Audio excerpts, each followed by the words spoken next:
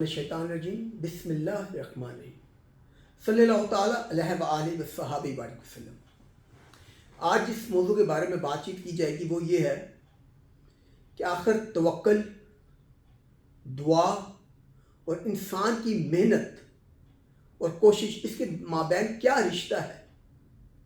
آخر کتنا توکل کرنا چاہیے، کتنی دعا کرنی چاہیے اور محنت کتنی کرنی چاہیے، اور ان تینوں کا باہمی رشتہ کیا ہے۔ تو یاد رکھیے گا، ہم اگر حضرت آدم علیہ السلام سے لے کے نبی محترم صلی اللہ تعالیٰ علیہ وآلہ وسلم تک کی زندگی کا ایک جائزہ لینے کی کوشش کریں تو ہمیں پتہ چلتا ہے کہ انبیاء علیہ السلام کی تمام حیات مبارکہ جہد مسلسل کا نام ہے۔ آپ انبیاء علیہ السلام نے ہمیں کوئی ایسی تعلیم نہیں دی، خاص کر نبی پاک صلی اللہ علیہ وسلم نے ہمیں کوئی ایسی تعلیم نہیں دی کہ ہم بس تھوڑی سی ایفرٹ کریں، تھوڑی سی محنت کریں اور اس کے بعد صرف دعائیں مانگیں، یا ہم اللہ کہیں گے کہ ہم اللہ تعالیٰ پہ توکل کر رہے ہیں، جو ہونا ہوگا وہ ہو جائے گا۔ ہمیں ہمارا دین کیا سکھاتا ہے؟ ہمارا دین سکھاتا ہے کہ جو آپ کے اختیار میں ہے، جو اللہ تعالیٰ نے آپ کو علم، عقل، شعور، ہمت، طاقت عنایت فرمائی ہے، اس کا بھرپور استعمال کریں، دین میں بھی کریں، دنیا میں بھی کریں، اور پھر اس کے بعد اللہ تعالیٰ سے رحم کی اور مدد کی بھیک مانگیں کہ یا اللہ آپ کی دی ہوئی ہمت، طاقت، سمجھ کے مطابق جو میں اپنی طرف سے بہترین تھا وہ کرنے کی کوشش کی کمیوں کے باوجود، لیکن اب آپ اس میں برکت ڈال دیں۔ یہ ہے توکل۔ یعنی کہ اگر اللہ تعالیٰ آپ کو دینی یا دنیاوی کوئی بھی کامیابی عنایت فرمائیں تو یہ مت سوچیے گا کہ یہ آپ کی کاوش کی وجہ سے ہے۔ آپ نے تو اپنی کاوش کرنی ہے، لیکن اگر وہ کاوش آپ کی اللہ تعالیٰ کی مہربانی سے کامیاب ہو جاتی ہے تو اللہ تعالیٰ کی مہربانی ہے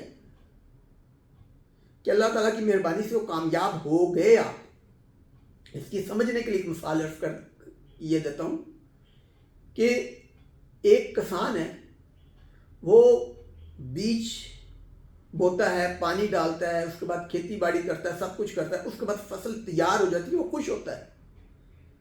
اسے اپنی محنت کے اوپر ہی صرف بھروسہ نہیں کرنا چاہیے، لیکن ساتھ ساتھ اللہ تعالیٰ سے دعا کرتے رہنا چاہیے، یا اللہ میری اس فصل کو پناہ میں رکھنا، ہر طرح کی پریشانی، آفت، عذاب سے اپنی پناہ میں رکھیے گا یا اللہ۔ کیونکہ اگر وہ دعا نہیں کرتا تو آپ دیکھیں، اگر اللہ نہ کرے اس کی پوری فصل تیار ہوتی ہے، اگلے دن اس نے کٹائی کرنی اور رات کو طوفان آ جاتا ہے، بارش آ جاتی ہے، ساری اس کی فصل تباہ ہو جاتی ہے، تو اس کا تو سارے سال کی محنت ختم ہو گئی۔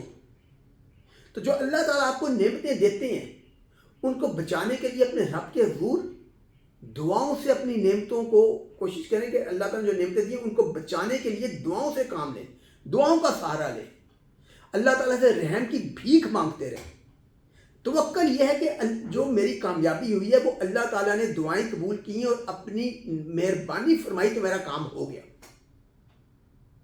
یا اگر دنیاوی طور پہ ہم اگر اللہ تعالیٰ کی مہربانی سے آج ایک چیز دیکھیں کہ ہم گھر سے دفتر تک آتے ہیں اور دفتر سے گھر تک جاتے ہیں، راستے میں ایکسیڈنٹ نہیں ہوتا، کیا یہ صرف یہ وجہ ہے کہ ہم گاڑی بہت احتیاط سے چلا رہے تھے؟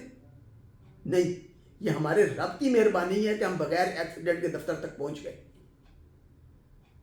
اگر گھروں میں ہمارے بیوی بچے محفوظ ہیں تو اللہ تعالیٰ کی مہربانی ہے۔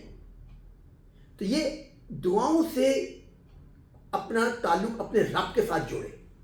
یہ جو انسان کا تعلق رب کے ساتھ جوڑنا ہے، اس میں دعائیں بہت بڑا کردار ادا کرتی ہیں۔ اور اپنے آپ کو ایک چیز سے بچا کر کے، وہ ہے مایوسی۔ مایوسی ایک طرح سے آپ سمجھنے کی کوشش کریں، نعوذ باللہ اس کی گہرائی میں جائیں تو ایسے لگتا ہے کہ مایوسی نعوذ باللہ شاید رب تعالیٰ کا رد ہے۔ جب ایک انسان مایوس ہوتا ہے تو کیا وہ اپنے رب سے مایوس ہے؟ اگر آپ کو اور مجھ کو، ہمیں اپنے رب پر یقین ہے، واقعی یقین ہے، تو پھر مایوس کیوں ہوں؟ مایوسی کے بارے میں تو کہا گیا ہے کہ مایوسی تو کفر ہے۔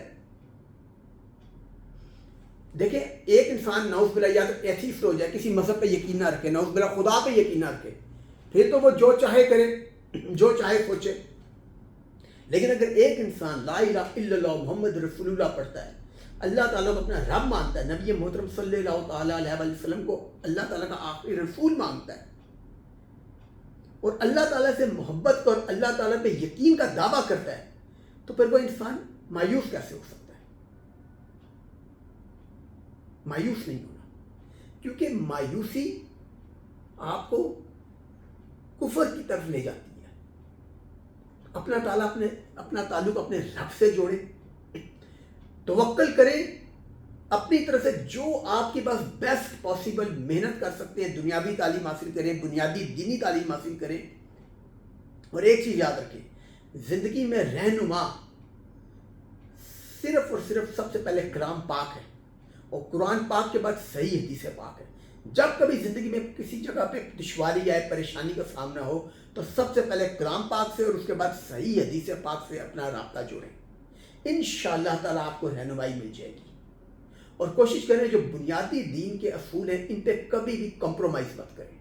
بنیادی فرائض، 5 وقت نماز، فرض، روزہ، زکوٰۃ، باقی فرائض پہ کمپرومائز نہ کریں، اور اپنے رب سے اپنا تعلق دعاؤں سے جوڑیں، اور اپنے رب سے بھیک مانگتے رہیں کہ یا اللہ مجھ پہ رحم فرما دیں۔ خلوص دل سے بھیک مانگتے رہیں، اپنے رب سے دعاؤں کے ساتھ تعلق جوڑیں، اور اللہ تعالیٰ پہ توکل یہی ہے کہ یا اللہ میں نے جو آپ نے ہمت طاقت دی، میں نے اس کے مطابق کام کی کوشش کرنی، اس میں کمزوریاں ہو گئی ہوں گی، لیکن میں آپ پہ توکل کرتا ہوں کہ آپ انشاءاللہ تعالیٰ مجھے کامیابی فرمائیں گے اور میرے کام میں برکت بھی ڈال دیں گے۔ یہ کامیابی اور یہ برکت یہ صرف میرے رب کی مہربانی سے ہوتا ہے۔ تو بس اپنے رب کے حضور عاجزی کے ساتھ رہیں، اور توکل، محنت اور اس سب کام کا جو دعا ہے اس کے رشتے کو سمجھنے کی اور اسے جوڑنے کی کوشش کریں۔ اللہ تعالیٰ نبی محترم صلی اللہ تعالیٰ علیہ وآلہ وسلم کی طفیل ہم سب کے تمام گناہوں کو معاف فرمائیں، اور ہم سب کو ہمیشہ اپنی عافیت میں رکھیں۔ اپنی دعاؤں میں یاد رکھیے گا۔ السلام علیکم۔